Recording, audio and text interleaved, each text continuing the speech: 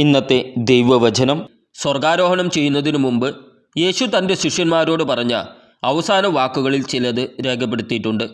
പലപ്പോഴും മഹത്തായ നിയോഗം എന്ന് വിളിക്കപ്പെടുന്ന ഈ വചനഭാഗം ഒരു ക്ഷണവും വെല്ലുവിളിയും ഉൾക്കൊള്ളുന്നു. വാക്കുകൾ വെറും നിർദ്ദേശങ്ങളല്ല, ദൈവത്തിൻ്റെ ശക്തിയിലും വാഗ്ദാനങ്ങളിലും വിശ്വസിച്ചുകൊണ്ട് എല്ലാ വിശ്വാസികളും തങ്ങളുടെ വിശ്വാസം ധൈര്യപൂർവ്വം ജീവിക്കാനുള്ള ഒരു ആഹ്വാനമാണിത്. 1. സുവിശേഷം പ്രഖ്യാപിക്കാനുള്ള ആഹ്വാനം.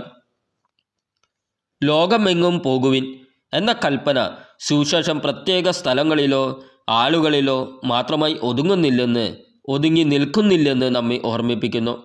നമ്മുടെ സുഖസൗകര്യങ്ങൾക്കപ്പുറത്തേക്ക് കടന്ന് സുഹൃത്തുക്കൾ, കുടുംബം, അപരിചിതർ, ദൈവത്തിൽ നിന്ന് അകലെയാണെന്ന് തോന്നുന്നവർ എന്നിവരുൾപ്പെടെ എല്ലാവരിലേക്കും സ്നേഹം, കൃപ, രക്ഷ